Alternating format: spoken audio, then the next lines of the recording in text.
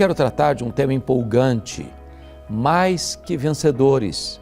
E vamos basear esta mensagem em Romanos, capítulo 8, versos 26 a 28.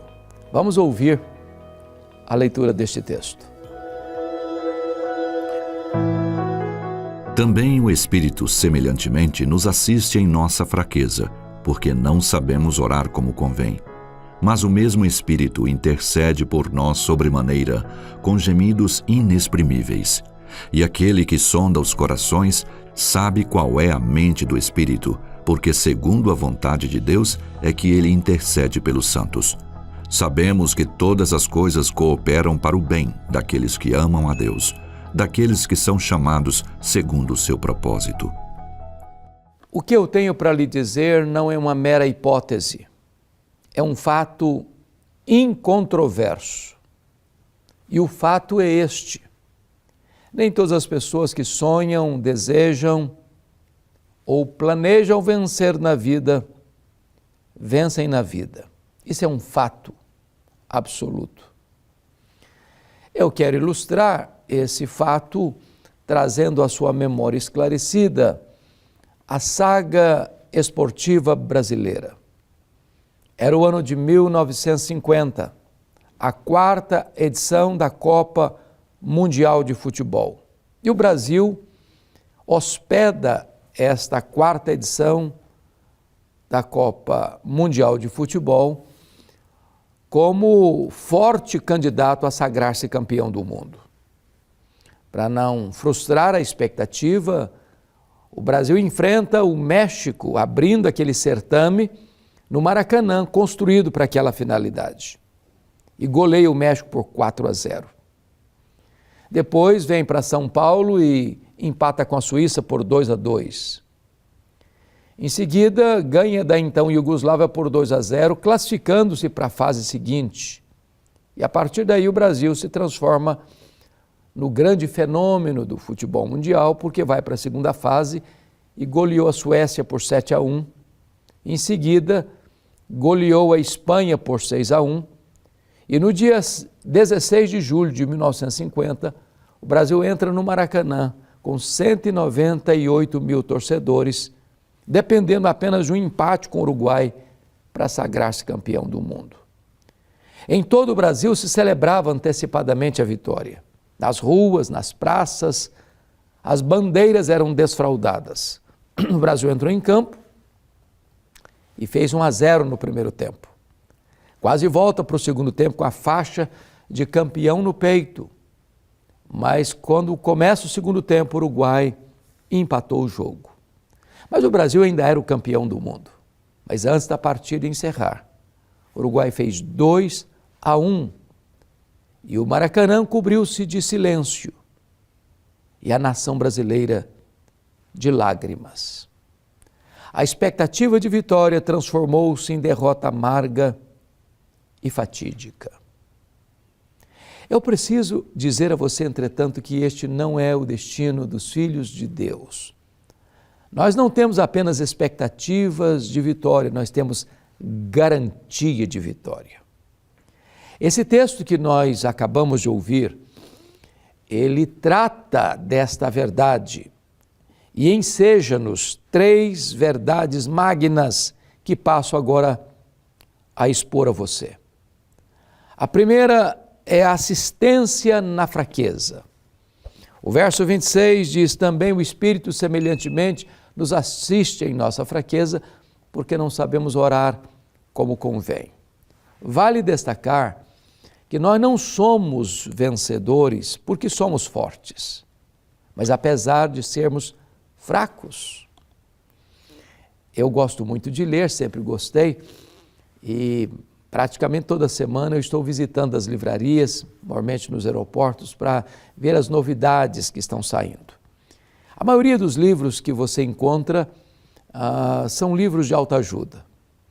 E nesses livros, os autores dizem assim: você é forte, você tem a força, você é um gigante, há poder nas suas palavras. Mas quando eu volto os olhos para as Escrituras, eu vejo que a Bíblia diz exatamente o contrário. A Bíblia diz que nós somos fracos e muito fracos. A Bíblia diz que Deus conhece a nossa estrutura e sabe que somos pó. Temos fraquezas físicas, temos fraquezas emocionais, temos fraquezas morais, temos fraquezas espirituais. A força para a vitória não vem de dentro, vem de cima. Não é uma questão de autoajuda, mas de ajuda do alto. O apóstolo Paulo vai nos dizer que apesar das nossas fraquezas, o Espírito Santo nos assiste em nossas fraquezas. E a ideia de assistir aqui é a ideia de levantar um peso que você não consegue carregar sozinho. Então o Espírito Santo não nos escorraça, não nos joga para a lateral da vida, mas ele nos assiste em nossa fraqueza. Talvez você pergunte, no que consiste a nossa fraqueza? E o texto responde, porque nem sabemos orar como convém. E por que não sabemos orar como convém? Porque nem sabemos o que é melhor para nós.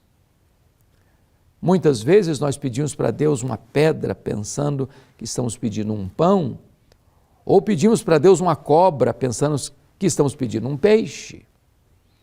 Deus não dá a você e a mim o que queremos. Deus dá o melhor. Deus dá o que precisamos. Por exemplo, Jesus nos ensinou a orar. E ao ensinar-nos a orar, ensinou-nos assim: pedi, dar-se-vos-á. Buscai e achareis. Batei e abrir-se-vos-á. Porque todo o que pede, recebe. Todo o que busca, encontra. Todo o que bate, abrir-se-lhe-á. Foi o que Jesus ensinou. Às vezes entendemos o contrário.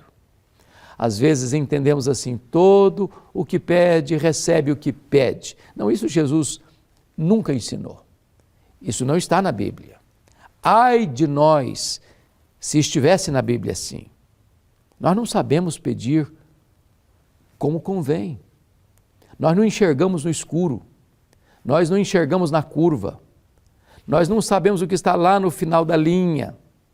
Mas como Deus vê todas as coisas no seu eterno agora, Ele nos dá não o que queremos, mas o que necessitamos, porque o Espírito Santo nos assiste em nossa fraqueza.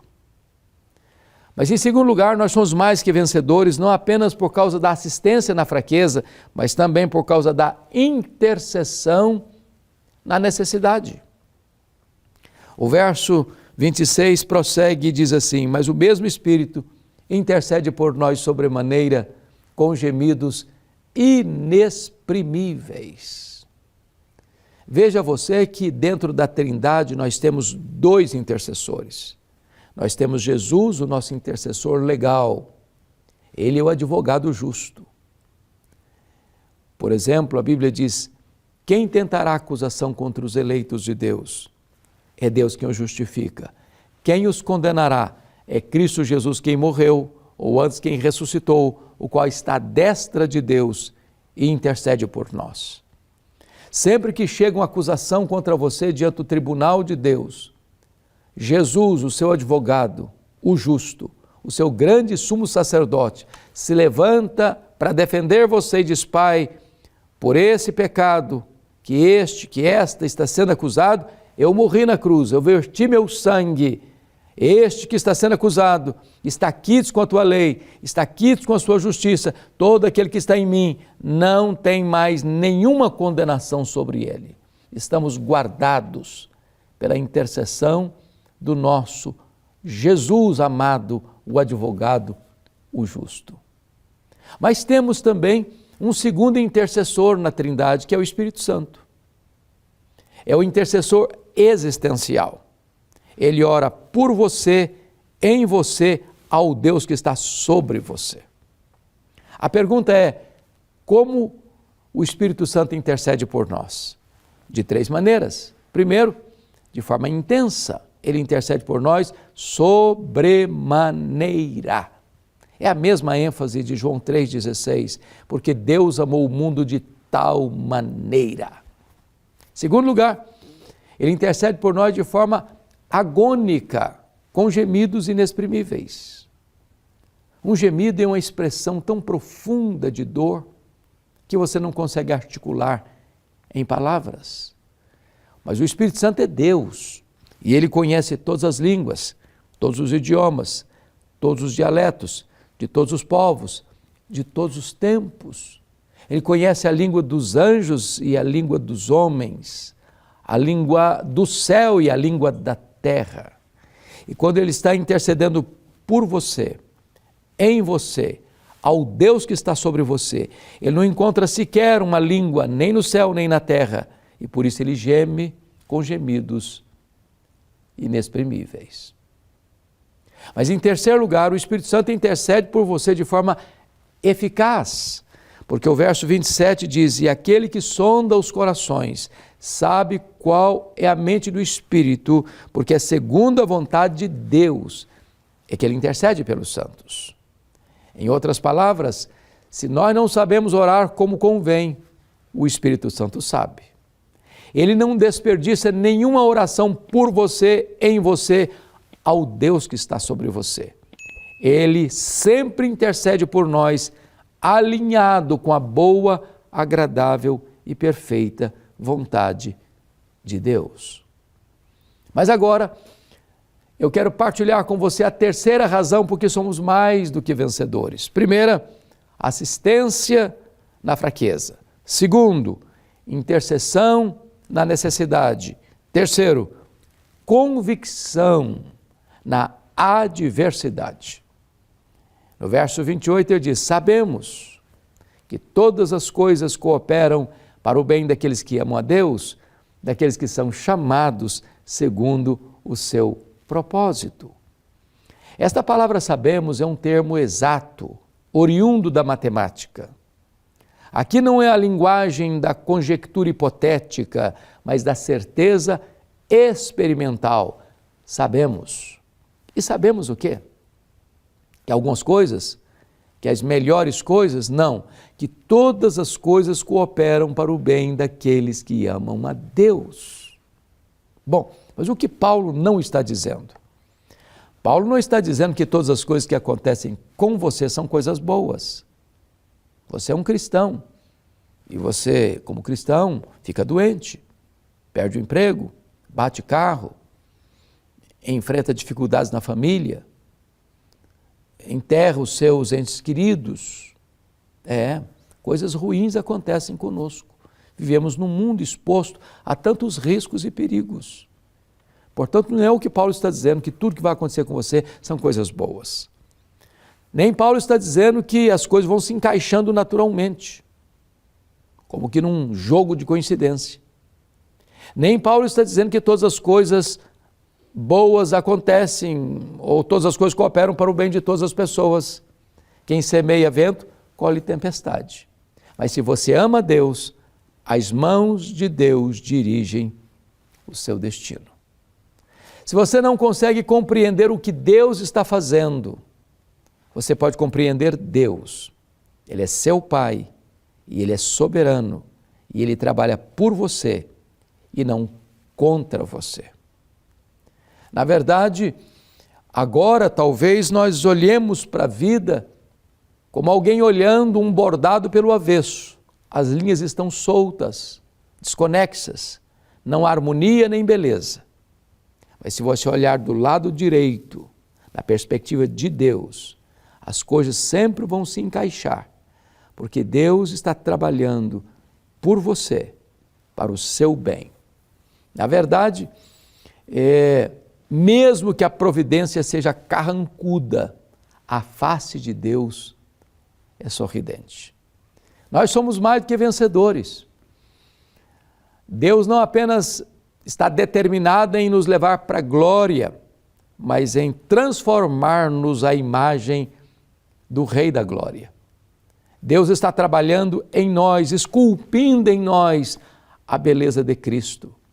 É por isso que no verso 29 ele diz que Deus nos predestinou para sermos conformes à imagem de seu Filho, a fim de que ele seja o primogênito entre muitos irmãos. É hora de você levantar a cabeça. É hora de você regozijar-se em Deus. É hora de você ter a certeza de que Deus tem um plano perfeito na sua vida e Ele está levando este plano à consumação final até nos receber na glória. Eu quero orar por você, pela sua família, nesse momento. Onde você está, ore comigo.